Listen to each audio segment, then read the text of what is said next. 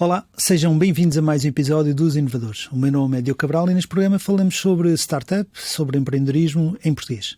Hoje vamos falar sobre inovação e saúde e como a inteligência artificial está a ser utilizada para melhorar a qualidade de vida e a saúde das pessoas. A startup portuguesa Lempsy desenvolveu uma tecnologia inovadora para a detecção de ataques de epilepsia, doença que se estima que afete entre 60 a 70 mil pessoas apenas em Portugal. Recebeu um investimento de 230 mil euros em ronda pré-seed e para nos apresentar tudo isto temos connosco Vicente Garção, CEO e cofundador da Lempsy. Vicente, bem-vindo aqui ao nosso programa. Obrigado pelo convite.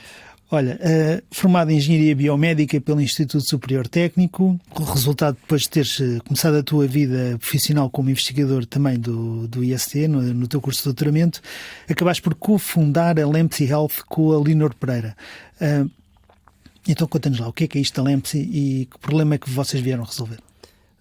A Lempsy está a desenvolver um aparelho de monitorização de epilepsia, como disseste. A epilepsia é uma doença que é grave, causa crises epiléticas que podem ser fatais. E gera imensa ansiedade, até porque 86% das crises noturnas não são detectadas, passam despercebidas pelas pessoas e pelas famílias com epilepsia. Esta incerteza e esta ansiedade são péssimas para a qualidade de vida das pessoas com epilepsia. Para além disso, a maioria das pessoas com epilepsia sofrem também de estigma social, o que restringe muito o tipo de soluções que podem usar. As soluções que existem atualmente à base de wearables têm este problema. As pessoas não as querem usar na rua, adolescentes têm imenso problema a usar estas soluções e depois têm uma taxa de retenção péssima também, porque as pessoas param de as utilizar. E por estas e outras razões que decidimos desenvolver um aparelho chamado Lempsy, cujo protótipo está aqui à nossa frente. Comigo, exatamente, que usa uma câmara de vídeo para detectar estas crises em tempo real,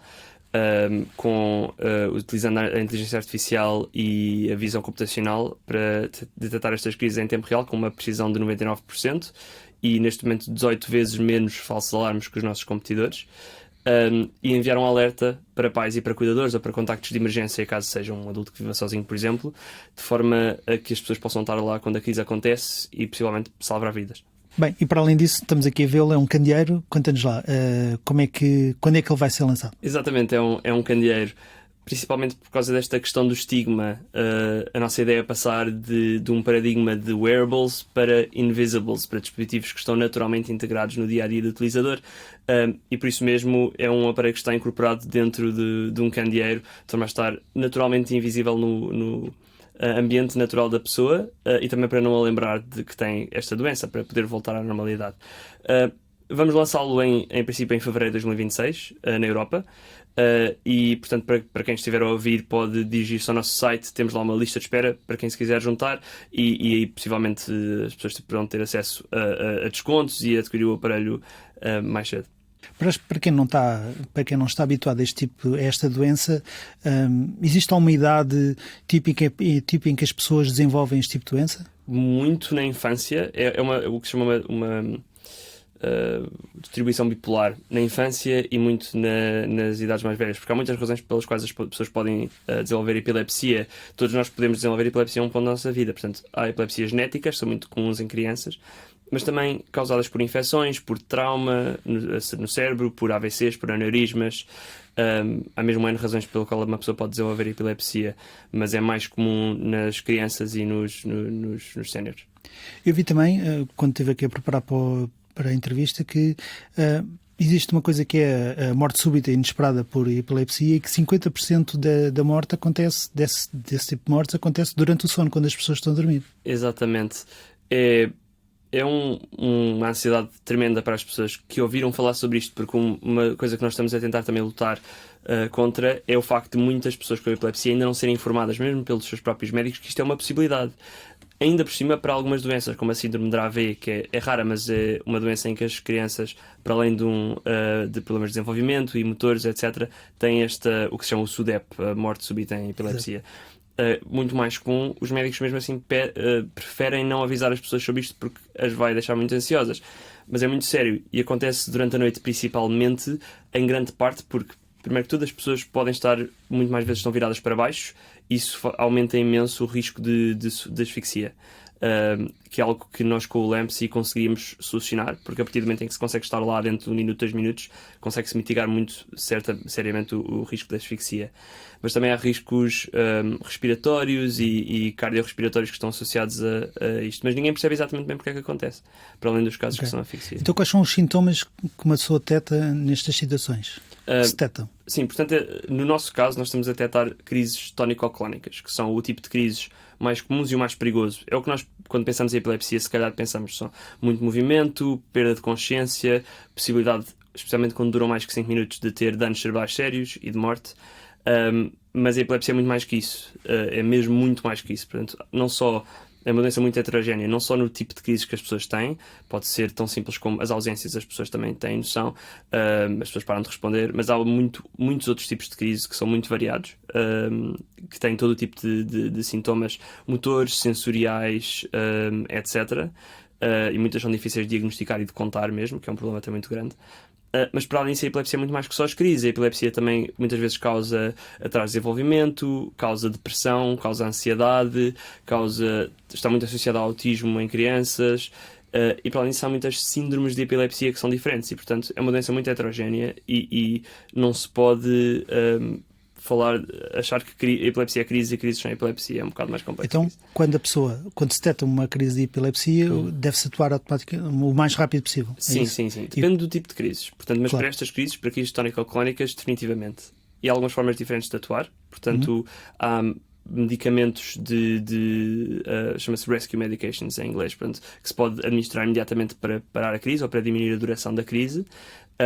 Mas para pessoas que tenham muitas destas crises, às vezes é só uma questão de segurar a pessoa, não imobilizar a pessoa, só garantir que a pessoa não está de lado e que não está que não se vai magoar, basicamente. Mas tentar também não prender a pessoa demasiado, mas tentar que a pessoa não se magoe e que não caia, etc.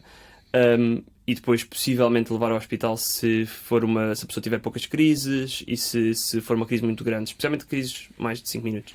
Então o vosso sistema detecta que a pessoa está com uma crise, vai alertar provavelmente os familiares e as pessoas que estão ali próximo para poderem atuar o mais rápido possível. Em termos de como é que funciona então o sistema de monitorização com a inteligência artificial, como é que isso funciona? Portanto, nós escolhemos utilizar uma modalidade específica, portanto, vídeo, que é muito útil. Claro que tem uma preservação da privacidade automática, isso é super importante, e é muito importante para a nossa tecnologia, mas para além disso, o vídeo é muito crítico porque permite, primeiro, dar informações que podem ser partilhadas, se a pessoa quiser depois partilhar com médicos, pode ser muito útil, porque permite aos médicos terem uma melhor imagem clínica do que se está a passar, e há muitas pessoas que querem partilhar com os médicos os vídeos.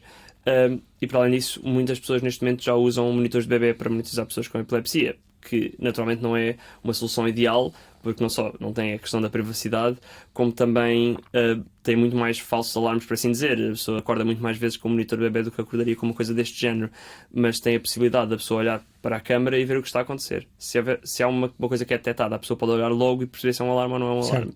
Mas pronto, a parte da inteligência artificial pega nesta imagem de vídeo, calcula imediatamente os movimentos, calcula vetores de movimento na imagem e depois elimina o vídeo, caso a pessoa não o queira guardar, para preservar a privacidade. E é tudo localmente no aparelho. E depois tem umas técnicas de inteligência artificial que aplica depois disso, que são técnicas não super deep learning, não muito recentes. Na verdade são técnicas relativamente tradicionais, mas é uma pipeline bastante complexa depois de técnicas e características que o algoritmo analisa, que depois podemos falar um bocadinho melhor de exatamente o que é que faz, mas depois a partir daí consegue determinar com muita precisão se é ou não. E avisa quem? Avisa quem eu indicar nos meus contactos? Exatamente. Enviam uma chamada para o telemóvel de um contacto de emergência ou vários que a pessoa tiver na aplicação que estiver posto. Em termos de concorrência, ainda há pouco falaste, existem concorrentes, como é que tu vês aí o panorama da concorrência? Sim, neste momento há várias coisas que nos distinguem. Portanto, os principais concorrentes neste momento são a Nightwatch na Europa e a Empática nos Estados Unidos. Falando primeiro da Empática, que é a empresa maior, mas que na realidade tem muitos poucos clientes ativos neste momento, portanto à volta de 10 mil utilizadores ativos, isto porque tem uma taxa de retenção muito baixa e por isso até tiveram que diversificar o que fazem para fazer ensaios clínicos e outras coisas que também são muito boas, mas que na epilepsia e na detecção de crises não foram tão bem sucedidos como certamente eles queriam. E porquê? Porque é uma pulseira, é um relógio, mas é muito visível, primeiro que tudo, por isso expõe as pessoas ao estigma, e para além disso tem uma taxa de falsos alarmes muito alta, e a Nightwatch é igual, a Nightwatch também só funciona à noite, e é uma espécie de uma pulseira também, mas também tem os dois uma taxa de falsos alarmes mais ou menos um por dia. Isto é muito demasiado. Uma pessoa acorda com o coração nas mãos porque deixa de ter fiabilidade, né? Não deixas de acreditar nisso. Exato, deixa de acreditar num alarme. Pronto.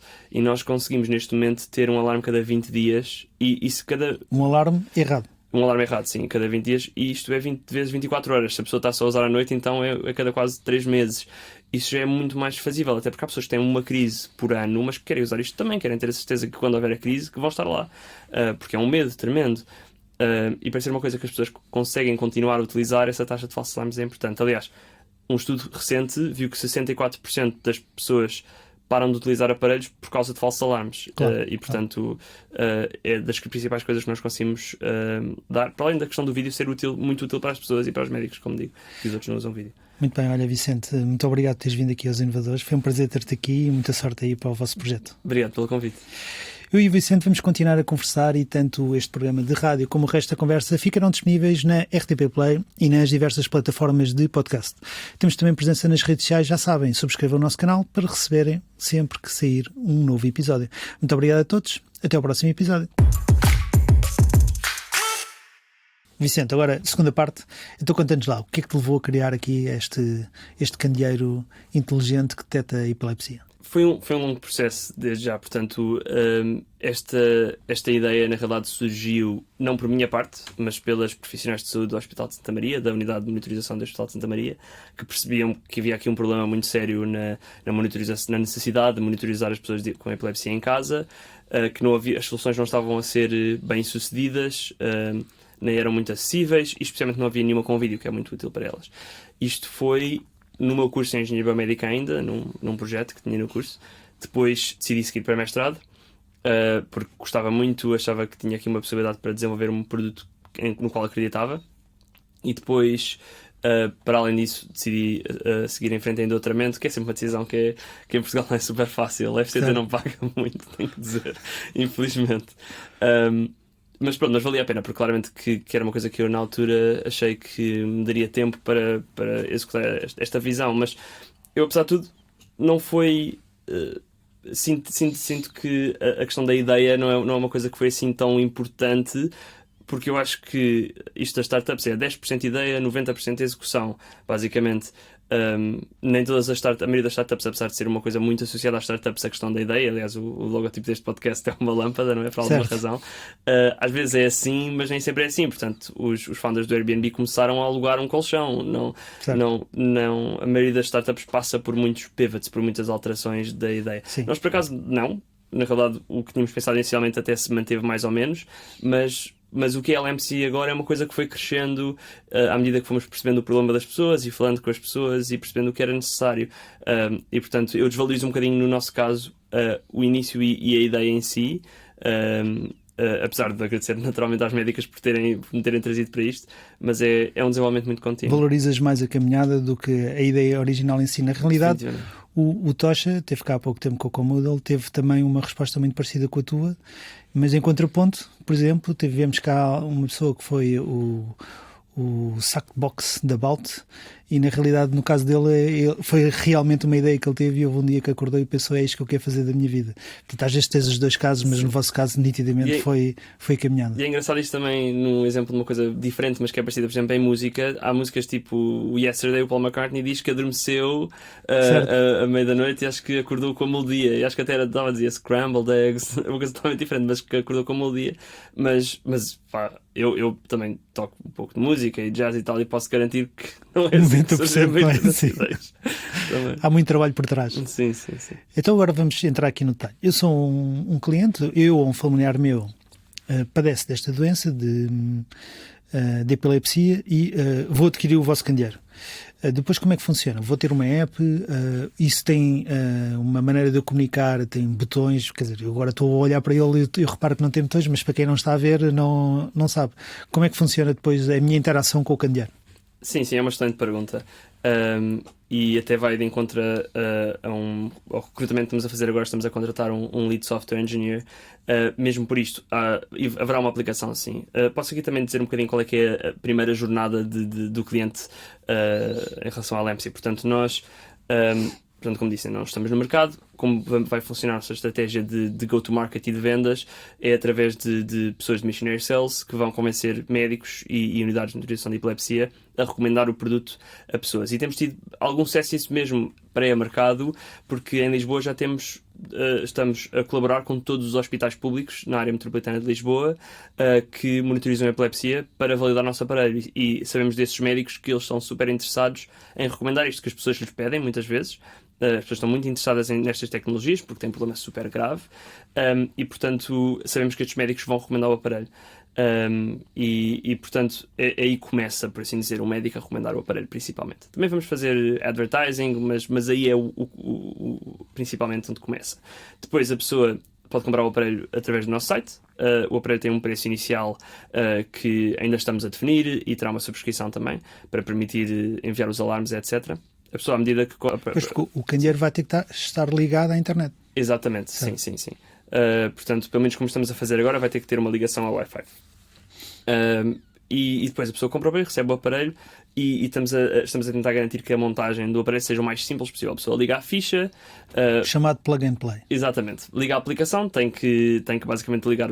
através da aplicação consegue ligar o dispositivo ao Wi-Fi. Isto faz-se muito hoje em dia com tudo o que é Smart Home. A pessoa compra uma lâmpada Smart Home, também liga aquilo ao Wi-Fi com uma facilidade. É o Bluetooth, liga aquilo, liga ao Wi-Fi. Ou aquelas câmaras de segurança lá para casa também se ligam ao Wi-Fi, é a mesma coisa. Exatamente. Queremos que seja de 2 botões e a pessoa consegue ligar aquilo e é isso que também estamos a trabalhar agora para que seja. E depois vai ter uma aplicação que vai ser efetivamente o primeiro ponto de contacto com o dispositivo, que vai permitir à pessoa não só ter informação muito interessante do que está a acontecer com a sua epilepsia, que crise é que teve, quando é que teve, se há padrões. Possivelmente estamos muito interessados em trabalhar no que se chama forecasting, ou seja, conseguir perceber se há ciclos em que as crises acontecem e conseguir ver qual é que é a probabilidade da pessoa ter outra crise numa certa altura. E a pessoa, através da aplicação, poderá também ver o vídeo em tempo real, se decidir não ter a parte da privacidade ligada, e poderá rever vídeos dos dias anteriores.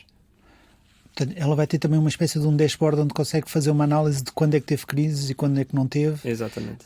E eu posso também entregar, ou seja, eu sou o paciente e tenho isso instalado em casa, mas eu posso dar também permissão a que faz conta que eu era uma criança, um jovem e vivem em casa dos meus pais. Eu ter acesso, mas os meus pais também terem acesso e se calhar o meu médico ou alguém fora da família até também ter acesso? Exatamente. Portanto, isto vai funcionar mais ou menos como uma estrutura de permissões. E as câmaras que as pessoas têm em casa também são... Eu arranjei uma câmara agora para monitorizar a minha gata quando estou fora de casa, mas a minha namorada quis isso. Eu tenho o mesmo para o cão. Exato. Mas é mais ou menos assim que funciona. Portanto, há um utilizador principal, que se forem crianças vão ser os pais, não é? Se for uma pessoa que vive sozinha vai ser esse próprio utilizador, e depois utilizadores secundários. A pessoa pode definir quem é que tem acesso a visualizar ou não visualizar, definir quem é que tem acesso a receber alarmes, mas sim, em princípio toda a gente vai poder ter algum nível de acesso que é depois definido pelo utilizador principal. Portanto, já falaste um bocadinho que há uma série de hospitais que estão interessados aí que vocês depois vão tentar vender diretamente aos médicos para os médicos recomendarem.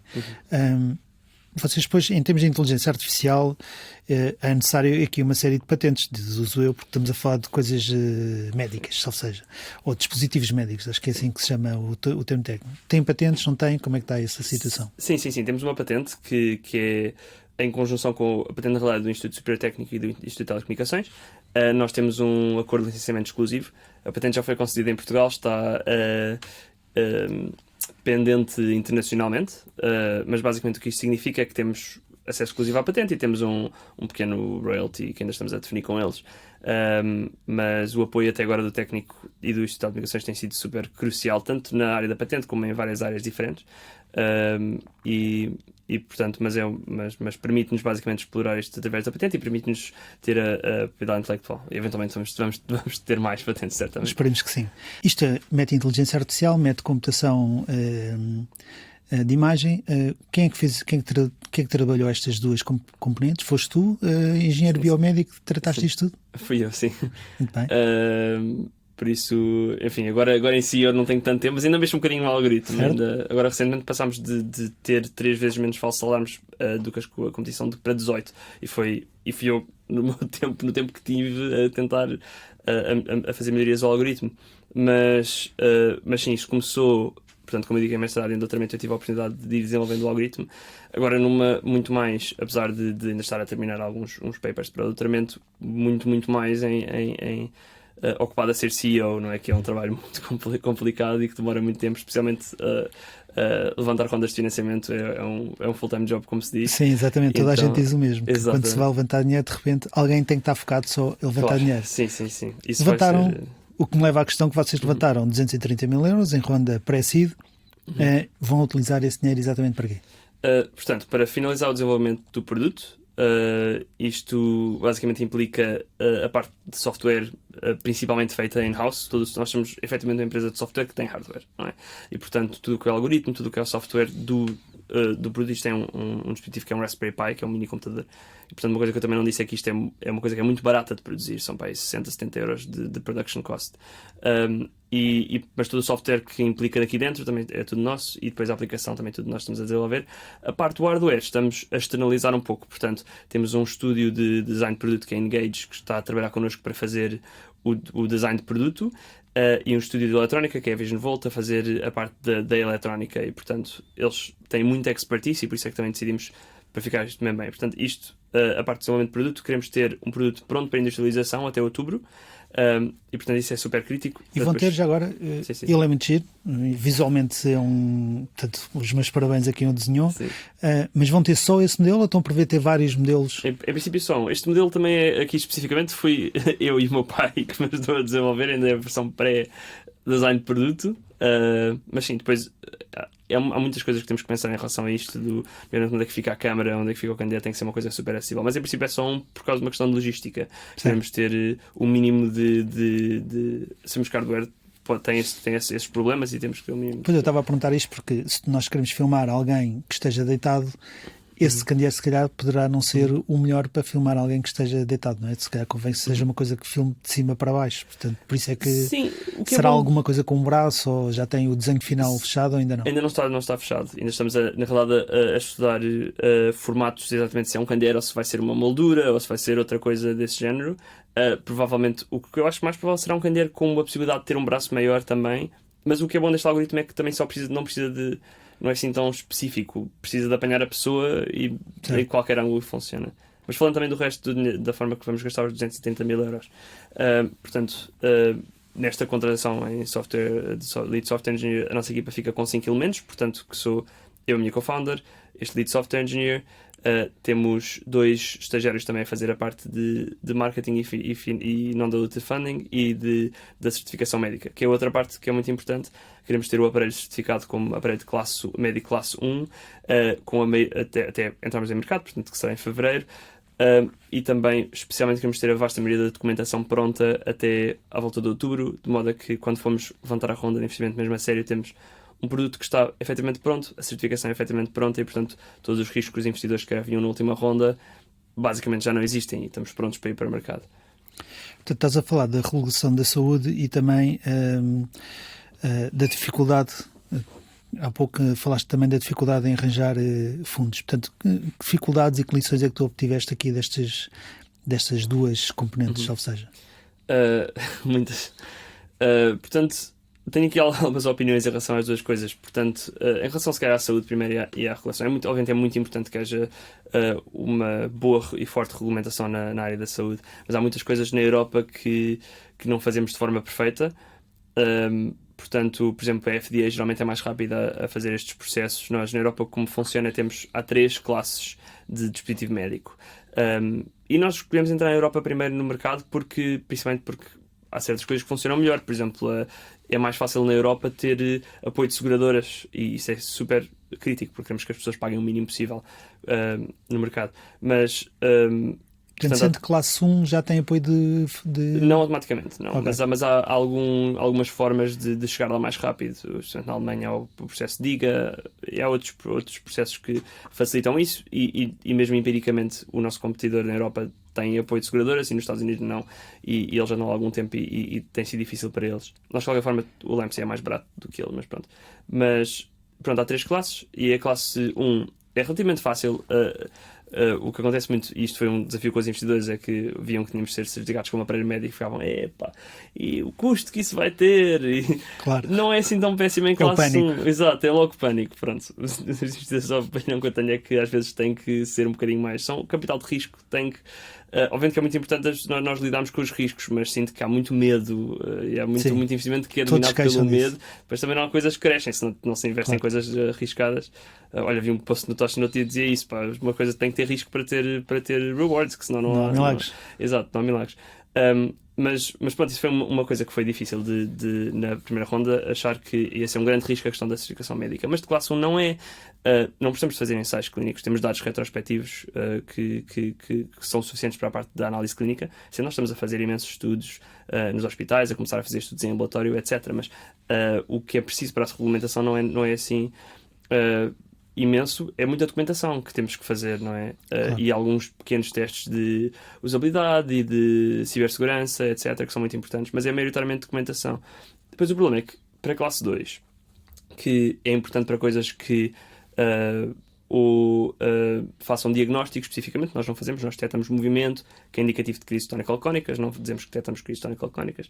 Também, basicamente, para a classe 2 facilita para vender a hospitais, por exemplo, que nós não fazemos, vendemos para pessoas diretamente. E também soluções que analisem sinais fisiológicos, tipo respiração, etc., que nós não detectamos movimento.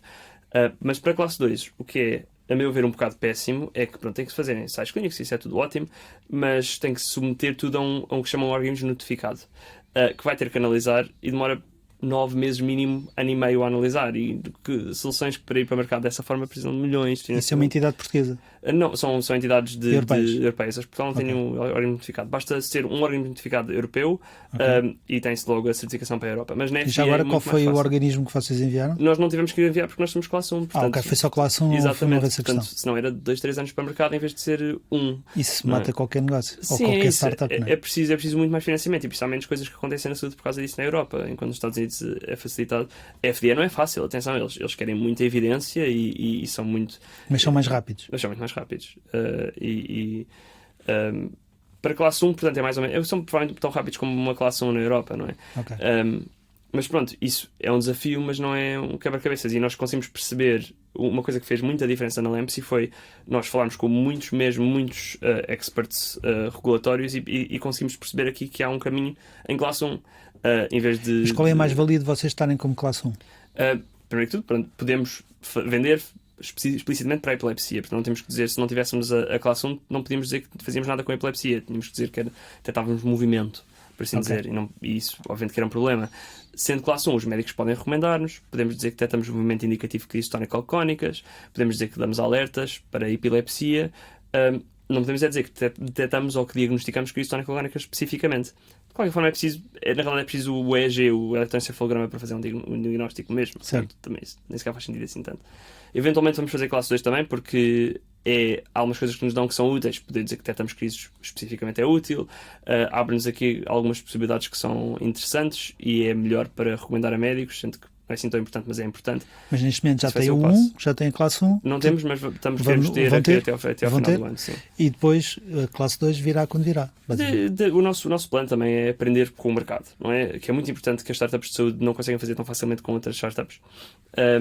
Queremos entrar no mercado, queremos aprender rapidamente lições e queremos dentro de um ano e meio lançar na Europa e nos Estados Unidos ao mesmo tempo, já com classe 2 e com ensaios clínicos feitos. E isso é um dos grandes objetivos da Ronda Seed, que vamos levantar de 1,5 milhão até ao final do ano. Até o final do ano de 2025. 2025. Sendo que vocês receberam os 230, Em março. Sim. estamos a meio de maio, a gravar este programa a meio de maio, portanto Sim. vocês receberam há 2 semanas, se não me engano, portanto, Sim, já sim. vos tinha convidado, por acaso, para vir cá antes, mas receberam há 2 semanas 230 e 6 meses depois querem receber 1,5 milhão. Sim, é ambicioso. Mas nós estamos ambiciosos. E é um full-time job, como se costuma dizer. Claramente, sim. Muito bem. E têm interessado já? Ainda não começámos a levantar propriamente. Temos muitos investidores com quem falamos e mantemos up to date, por isso atualizados, por assim dizer. Temos algumas coisas que vamos tentar levantar antes disso. A nova ida da Portugal Ventures, por exemplo, é super interessante para nós, e a Techstars também vamos candidatar-nos a isso, mas são coisas que não diria sequer que se fazem parte da próxima ronda. O nosso objetivo para a próxima ronda é ter investidores de medtech internacionais, e depois ter investidores portugueses também, mas ainda basicamente vamos começar a levantar mesmo a sério quando na realidade tivemos estas coisas para mostrar, de ter o produto pronto e ter a certificação praticamente pronta. Queremos agora mostrar a execução e, portanto, estamos Certo. a executar. E a ideia depois, com essa classe 2 e com o financiamento, é atacar o mercado americano? Também, portanto, é expandir para os dois, basicamente. Primeiro, Europa e América. Exato. Primeiro, com esta ronda, queremos entrar na Europa, expandir na Europa, selecionar aqui mercados que possam ser mais promissores. Ainda estamos a avaliar isso exatamente, mas será o Reino Unido, Portugal certamente, provavelmente Espanha, Alemanha, França, que vamos explorar mais, e estamos agora a ter muitos contactos também com médicos estrangeiros para fazer estudos lá e começar também a demonstrar atração aos investidores, naturalmente. Certo. Mas depois Estados Unidos. Há uma noção, em termos de análise mundial, onde é que há mais prevalência deste tipo de doenças? Ou isto sim. é mais ou menos uma coisa Não, média? há mais prevalência em países em desenvolvimento, mas naturalmente que o problema é que aí não há tanta possibilidade, Não há capacidade de compra. financeira. Exato, mas eventualmente vai ser um objetivo também, porque nós, mais uma vez, isto não é muito caro de produzir, e nós, baixando os custos de aquisição, conseguimos ser muito mais acessíveis do que a maioria das soluções. E, portanto, inicialmente isto é um produto que terá um custo que não será super baixo, portanto estamos mais ou menos a apontar para os 300 euros, obviamente que isso não está definido ainda, mas que queremos o mais rápido possível ter o apoio de seguradoras e depois conseguir ir baixando o preço para ser o mais acessível possível. Portanto, vocês vão ter aqui um impacto na população, o chamado impacto social. Como é que vocês vão ou querem medir este tipo de impacto que vão ter nas pessoas? Sim, o impacto social é algo super importante para nós, e por isso também estamos, por exemplo, incubados na Casa do Impacto também, e fomos investidos pela Fundação AGEAS, que é uma VC de impacto, e portanto isso é muito crítico também para a nossa missão e para a nossa equipa, mesmo internamente.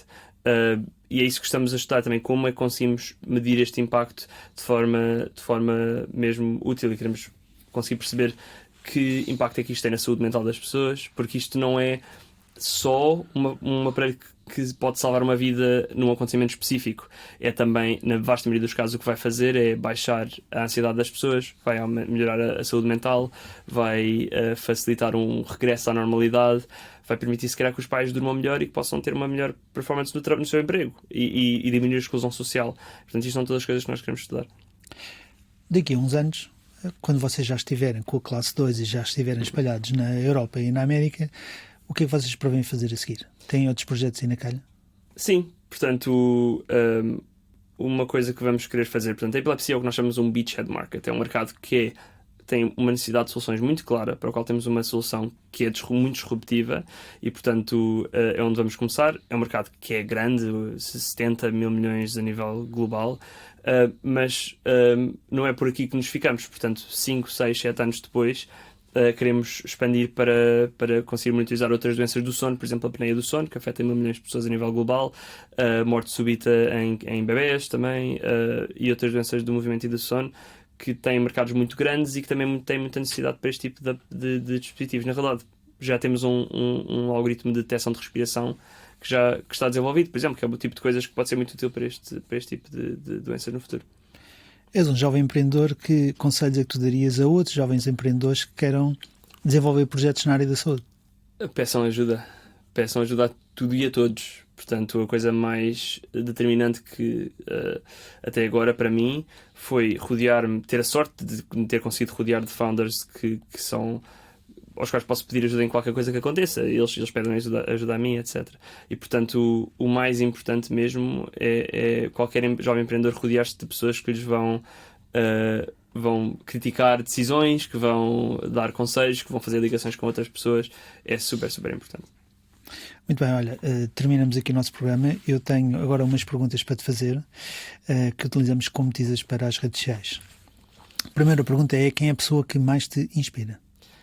São as pessoas com epilepsia e os pais das pessoas com epilepsia, especialmente pais de crianças com síndromes como a síndrome de Dravet, que têm uma taxa de morte súbita enorme, problemas de desenvolvimento, etc.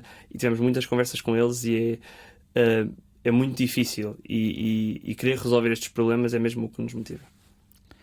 Quando é que percebeste que a ideia ou o projeto em que estás inserido ia ter sucesso? É algo contínuo, na realidade. Cada vez que falamos com pais, com crianças com epilepsia ou pessoas com epilepsia e vemos o interesse deles e mesmo a necessidade que há nestas soluções, percebemos mesmo o potencial que isto tem.